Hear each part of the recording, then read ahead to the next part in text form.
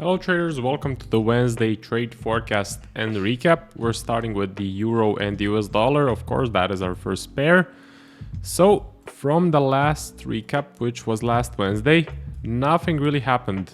I did not take any trades on EU, nor did I have any orders on. So we just had this corrective range bound price action. So yeah, we had this move down, sort of a V reversal. Possible range, but then it did not continue with much momentum and we got an aggressive retrace. Here we had some large momentum, but then a huge wick on the top. This was Monday morning, which I don't trade. I only start trading until 8 a.m. London time on a Monday. So this was no trade for me. Then we broke the high, retraced as expected in these liquidity zones above and below a huge candle. We usually just push into them and retrace. And then we just continued ranging around. So basically we had another V reversal and then just ranged around, broke the low retrace, broke the low retrace, broke the low retrace again. So not seeing anything on EU. I think, yeah, this Friday it's NFP. I'm not trading NFP. I stopped trading at 8 a.m. London time on a Friday if it's an NFP. So this Friday I'm not trading. And I guess we're expecting some news because the markets are very, very range bound. What I'm waiting for is, of course, large momentum up and then an entry setup, either a flag or a break in the retest or a large impulse down, same thing. Also, we can get a possible descending into liquidity and then a reversal, look to buy, or an ascending into liquidity and then look for a reversal to a downside and then look to sell. I think we can move on. Now we are at the euro and the Japanese yen. So let me see. Last Wednesday was around here and you can see just nothing. So clearly the markets are pausing in a flat range, waiting for something. This is not actually a bad sign for us. As a trend trader, I'm waiting for momentum. Usually momentum needs to build. So it does take a few weeks, even months to build some momentum. And looks like here we have 1 week of just flat price action and of course building the momentum. So what I'm expecting and waiting for a large impulse up and then entry, or a large impulse down and then another entry to the downside. So I'm just waiting for the markets to pick a direction. Also, one thing to note, the first breakout can be a false breakout, so we can get push up and then kind of ascend on the top and then reverse in the opposite direction. That can happen. We need to be really careful. But that's why we take note of the warning signs surrounding the entry. One more thing, we need to be really careful in these liquidity areas below and above this range. So if price breaks out into these areas, just barely breaks into them, I need to see the next candle give me some strong momentum and continue with the momentum. Otherwise, I just expect a retrace in these liquidity zones. Of course, on the lower time frames, maybe even on the 1 hour chart, we have traders selling the top of the range and buying the bottom of the range. So yeah, EJ, very range bound, looking for a large impulse up or a large impulse to the downside. Aussie US dollar, very corrective. I did not really see anything on this pair as well. So let's see, last Wednesday was around here, just correctively ascending, not giving me any sort of momentum, not giving me any clear structures. So for this one, same thing as the other two, I'm just waiting for a large impulse up or a large impulse to a downside. Right now I'm being more patient, just waiting for the markets to pick a direction and then I would be looking to buy or sell. So you can see just very corrective, breaking the highs, leaving wicks, retracing, V reversals. Yeah, very, very unclear and I would say not good for trend traders, the markets. AJ actually had a trade right here. So this is the only trade I took in the last 3 weeks, I believe. It was a loser, but it was a very, very high probability setup in my personal opinion. So last Wednesday was around here. And you can see we ascended into a liquidity area. So after this large move down, we do have a liquidity area above and below the range, and I especially pay attention to these areas. I wait to see what happens when the market goes through those areas. So you can see on the top we just start ascending, breaking the highs, retracing, breaking the highs, retracing. Even here, look, double wicks, huge double wicks, just barely broke this high. Let's see, 830, 831, so by 1 pip.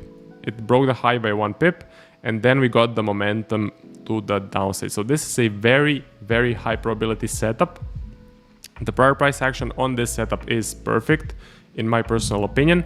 Why? Well, because when you have a large impulse and then you start ranging and then you have an ascending into a liquidity area, it's definitely a high probability thing for the market to flip in the opposite direction, because the bigger players are probably stopping everyone out in this liquidity area, and the retail traders get stopped and the bigger players fill up their short positions. Then you get a signature of momentum, such as you can see here. These red candles, you get a push, 1 candle pullback, which is the best possible scenario, and it's red. We continue, nice clean close, and then I set my order for a break and a retest of the most recent low. Basically what happened next, I got tagged in, and then I got tagged out for a 1% loss. So yeah, I took a 1% loss here, but I would 100% take this trade. Once again, it was a very high probability trade. Prior price action was perfect, and I liked the momentum going down. I also liked this setup right here. 1 candle pullback, it's bearish.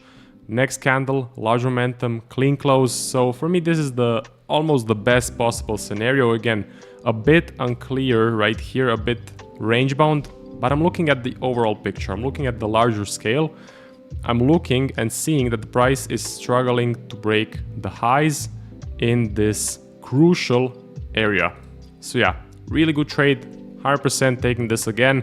I saw nothing wrong with this trade, and it was a 1% loss. It is what it is. My win rate is on the lower side, so of course most of the trades I take will be losses, but the winners will be far bigger than the losers.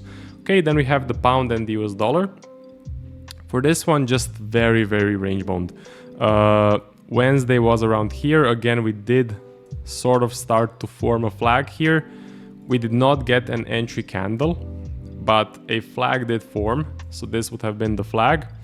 For me personally, it did not fit my plan.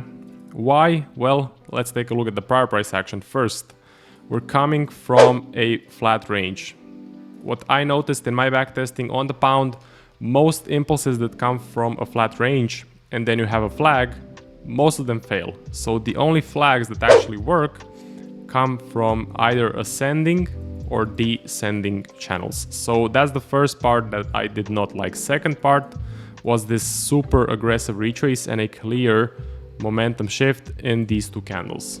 So large blue candles, large buying pressure. After that, I was not looking for any sort of a trade. So yeah, even if we did get a bearish candle here, it would have not fit my plan because of the reasons that I just said. So yeah, prior price action is key, and the prior price action was heavily range bound on the pound. So then we broke the low, retraced, broke the high, got some momentum, huge wick, retrace, and then we just started heavily ranging in this area. Broke the high again, barely broke it, retraced. So yeah, we're just stuck in a flat range, possibly building positions, possibly building momentum.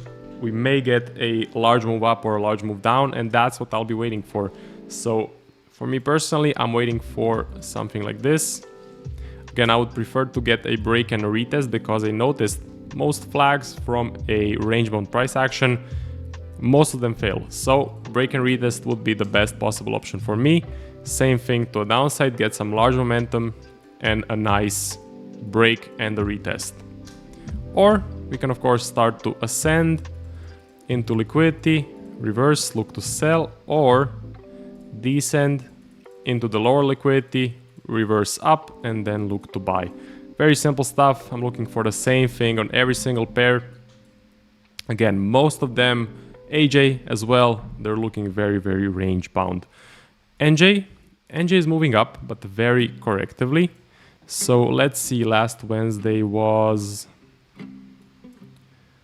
around here. I believe this is when I made the last video.